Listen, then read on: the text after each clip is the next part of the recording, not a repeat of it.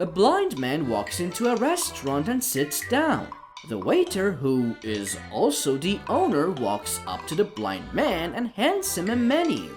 "I'm sorry, sir, but I'm blind and can't read the menu. Just bring me a dirty fork from a previous customer. I will smell it and order from there." A little confused, the owner walks over to the dirty dish pile and picks up a greasy fork. He returns to the blind man's table and hands it to him. The blind man puts the fork to his nose and takes in a deep breath. "Ah, yes, that's what I'll have.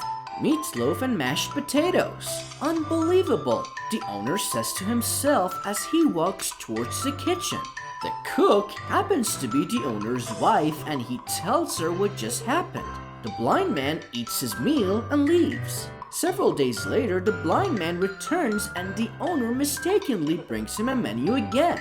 "Sir, remember me? I'm the blind man. I'm sorry, I didn't recognize you. I'll go get a dirty fork." The owner again retrieves a dirty fork and brings it to the blind man. After another deep breath, the blind man says, "That smells great. I'll take the macaroni and cheese with broccoli."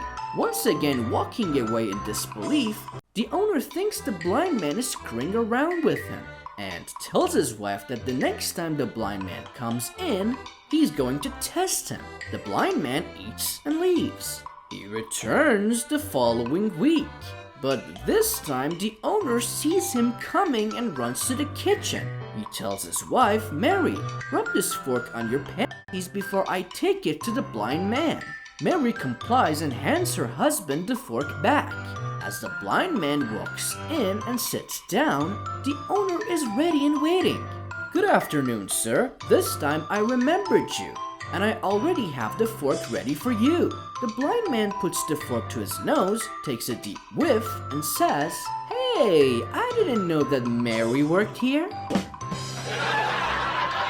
One day, a little girl and a little boy were at the park with their pants pulled down. The little girl asked the little boy, "What is that?" And the little boy said, "I don't know." Then the little boy asked the little girl the same thing, and she said she didn't know. So that night, the little girl asked her mom, and her mom said, "That's your garage, and you must not let any big trucks go in." Meanwhile, at the little boy's house, the little boy asked his dad what it was, and his dad said, "That's your big truck, and you must not park it in any garage." The next day, the boy and the girl pulled their pants down again, but this time the girl went home with blood on her hands. Her mom screamed and asked why she had blood on her hands. The girl said, "The boy tried to put his big truck in my garage, so I pulled his two back tires off."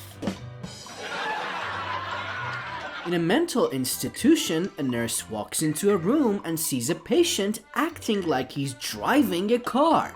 The nurse asks him, "Charlie, what are you doing?" Charlie replies, "Driving to Chicago." The nurse wishes him a good trip and leaves the room. The next day, the nurse enters Charlie's room just as he stops driving his imaginary car and asks, "Well, Charlie, how you doing?" Charlie says, "I just got into Chicago." "Great," replies the nurse. The nurse leaves Charlie's room and goes across the hall into Bob's room and finds Bob sitting on his bed furiously masturbating. Shocked, she asks, "Bob, what are you doing?" Bob says, "I'm doing Charlie's wife while he's in Chicago."